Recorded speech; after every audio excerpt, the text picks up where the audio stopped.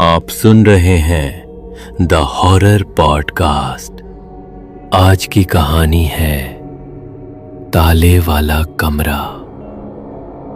एक ऐसा कमरा जिसके दरवाजे पर सालों से पड़ा है एक संग लगा ताला, और उस ताले के पीछे छुपा है एक ऐसा राज जो आपकी नींदें उड़ा सकता है। कहानी शुरू होती है राजीव, एक 25 साल का लड़का शहर से गांव आया था अपनी नानी के घर। गांव का नाम था दुल्हापुर, एक शांत लेकिन रहस्यमयी गांव। नानी के घर में रहते हुए उसे एक बात ने बहुत परेशान किया।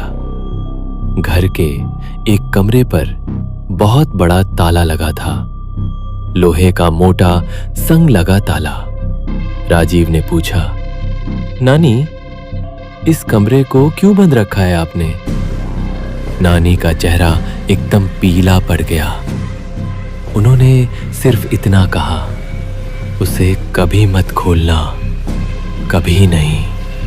रात को खाना खाते समय भी नानी कुछ परेशान सी थी, जैसे उन्हें कुछ याद आ रहा हो। उस रात जब सब सो गए, राजीव का ध्यान फिर से उसी बंद कमरे की ओर गया। उसने मोबाइल की टॉर्च जलाई और चुपचाप उस कमरे की ओर बढ़ा। कमरे के पास पहुंचते ही हवा अचानक तेज चलने लगी। दीवारों पर टंगी तस्वीरें हिलने लगीं। राजीव का दिल जोर जोर से धड़कने लगा, पर उत्सुकता उसके डर से पड़ी थी।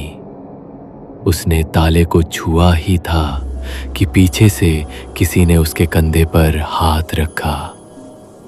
वो पलटा, वहां कोई नहीं था। अब तो राजीव को लगने लगा कि कोई उसके साथ खेल खेल रहा है। अगली सुबह उसने गांव के एक बुजुर्ग ठाकुर साहब से पूछा, इस ताले वाले कमरे में क्या है? ठाकुर साहब ने गहरी सांस ली और बोले, उस कमरे में तेरी माँ की बड़ी बहन थी, शांति। 20 साल पहले एक रात उसने वही कमरा खोला था।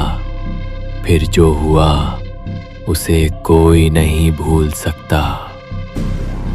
राजीव हैरान रह गया, मगर हुआ क्या? ठाकुर बोले, शांति को कमरे में कुछ दिखा। उसने कहा, एक औरत थी, सफेद साड़ी, उल्टे पांव, आंखें लाल। वो चीखती थी, हंसती थी और धीरे धीरे शांति की आत्मा पर कब्जा कर लिया। 3 दिन बाद शांति ने खुद को उसी कमरे में जला लिया। राजीव सन्न रह गया। अब उसे यकीन हो गया कि उस कमरे में कुछ तो है। रात को उसने ठान लिया वो उस कमरे को खोलेगा। आधी रात को जब सब सो रहे थे, राजीव चुपचाप उठा।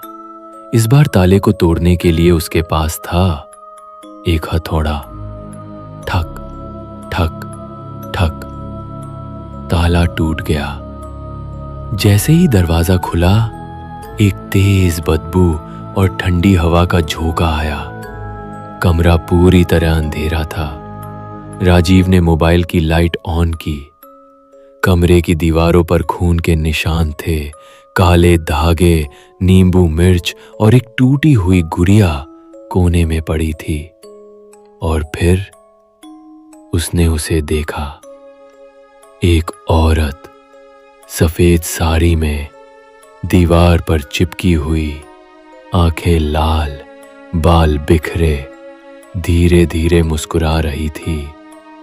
राजीव पीछे हटना चाहता था, पर शरीर जड़ हो गया।